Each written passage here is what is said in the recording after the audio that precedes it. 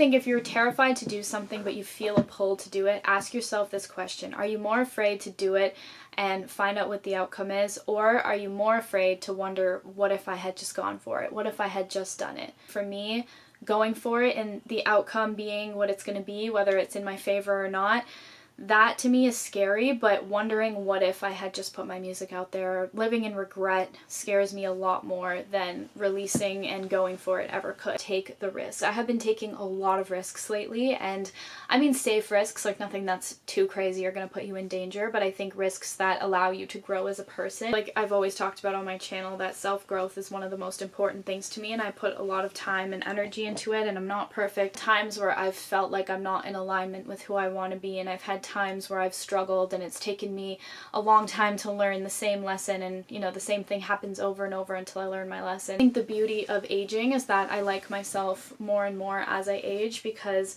I acquire more knowledge and more experiences, but I guess aging doesn't necessarily equate to evolving as a person, because a lot of people age but don't evolve. It's really something you have to put time and energy into in all different ways, like identifying my feelings and reading self-help books, just all the kinds of things that you have to do in order to grow. I released my first song April 26th, 2024, and the response was just incredible, and it's more than I ever could have imagined. Almost every person I have ever come across or met in my life, whether it was one day on set or an acting class or someone from childhood, people I know really well, reached out to me to say that they loved the song, listened to the song. It absolutely exceeded my expectations, and obviously I loved the song, and Jesse, who is my producer, co-writer, friend, he loved the song. We both loved it, but you never know how it's going to be perceived out in the world, and I think it's such an interesting balance to find, where you care so much about how it's perceived because you love it and you want it to do well, but you also have to let it go and let it be what it's going to be and not place so much value on other people's opinions. And it's a very weird balance to find, but I also feel like so much of life is about balance, you know, the balance between logic and emotion. Balance is such a key to life. Obviously, if we have too much logic, we might not follow our hearts, but if we follow our hearts completely, we might not choose what's best for us. So that's been a very important lesson. That was really the question that finally pushed me to do what I wanted to do, because I just thought it's now or never. I can't keep living in fear, and that's when I did it. And I think it's really kind when people say that I have a lot of courage, but I think it's just simply that I was just too afraid of wondering what if. I guess that could be seen as courage. I don't know. I just got back from the UK, and I flew across the world by myself and took transit all around. I landed in London, England. I mean, I wasn't alone for most of the trip, but I did do a lot of the actual traveling part by myself, and I've never even taken transit in Toronto alone. So you can see all my stuff here that I'm still unpacking, and I'm currently doing laundry from the trip. I just threw myself into it, across the world, another country, another continent, and I was like, I'm just gonna figure it out. And this year, I feel in the last few months I have grown so much, and I've just been kind of throwing myself in the deep end and seeing what happens. I feel like I've been opening my heart up more. I don't remember where I was going with that. I know for some people that's like not a big deal, but for me it always made me really anxious to be alone, and I never even used to go for a walk near my house by myself, and I would like tell my therapist that, and she was like, okay, we need to work on that. My friend Lexi, and I went to her place and stayed with her, but then I had to make it up to Newcastle. Missed my first bus to Newcastle, so I had to wait 3 hours for another one outside at the bus station, and it was just like kind of a mess. I made it up to Newcastle, and I had to spend the first night there by myself, walk around alone in a new country. Luckily, I felt very safe in Newcastle. I actually really liked it there. And I was with somebody the whole rest of my time pretty much, and then when I was leaving, I had to get from Newcastle to London. I missed the very last train from Newcastle to London for that whole night, and my flight was in the morning. I was so panicked, but luckily I had already booked a bus ticket impulsively a few days before that. So I took a bus from 11 p.m.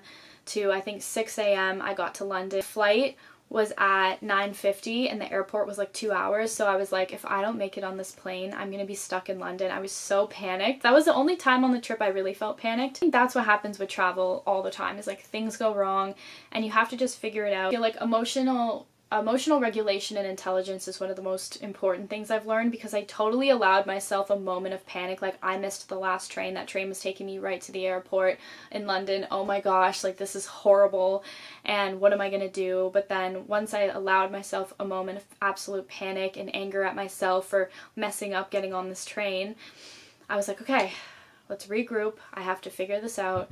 I'm still very fortunate that I've been on this trip. I've had an amazing time. I went to Edinburgh, which has been my dream. Still so much is going right that I need to just figure it out and keep myself calm. My little sheep pajamas. Throwing myself into that was really scary, and I'm so glad I did it, because I realized, like, I can get around by myself, and it's, you know, I'm very lucky that obviously I landed in an English-speaking country, so if anything, I just asked people questions if I needed to, and I just felt like I felt way less anxious than I thought I would. Honestly, I know that sometimes in the moment life can be so stressful, especially, like, for example, missing the last train to get back to London and being scared I was going to miss my flight. But I really do think, like, okay, there's a reason I missed that train, or there was a reason I missed that bus to get to Newcastle in the first place. For some reason, I might not ever know what that reason was, but I really do trust that the universe puts us on the right path. And so I was like, I wasn't meant to be on that bus for some reason. And now I have so many beautiful memories, and I got to go to my dream city, to go to Edinburgh, and I got to see Newcastle and London, and I had so much fun. I had so much fun. I wouldn't have had that experience if I had lived in the fear and kept myself small. And it's uncomfortable experiences, like releasing your art and traveling alone and doing those things that are going to make you grow as a person. And again, just ask yourself, what's scarier? Booking that plane ticket and going, or wondering, what if I had just gone and seen how it went? I pivoted and deleted all my old resin content, and that was a big risk, and it still is. Every day I'm watching my revenue dwindle down, down, down, down, and I think the safe option would have been to keep my resin videos up, because they were still making me decent money and I was still getting views on them and comments and interaction, but it was keeping me in the resin algorithm of YouTube. That's not where I want to be right now, and I'm so grateful for the opportunities I've had with resin, and I definitely would love to do projects with it again, but as of right now, music is my focus, and making videos like this and keeping myself in the resin algorithm wasn't going to get me to this place where I want to be now. I'm terrified of settling in life, because I think settling is so terrifying. The thought of, like, settling for a person or a place or a job. I just always want to date the best possible person. I want to live in the best possible place I can find. I want to, you know, make the best possible art. Like, for me, I just don't ever want to settle and feel like,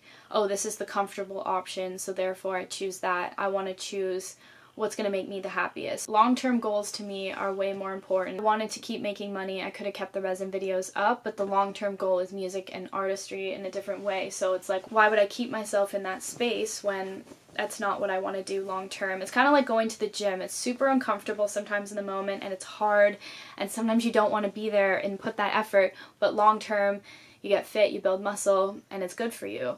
And that's how I feel about art. Sometimes it's so uncomfortable and awkward to put myself out there, or to write a song, or to bring a song to Jessie and just, like, have my heart on display, but that uncomfortableness in the moment can lead to this song that I love to perform and I love to have out in the world. But, like, I really do believe in that, like, short-term uncomfortability getting you to a long-term comfortable and happy place.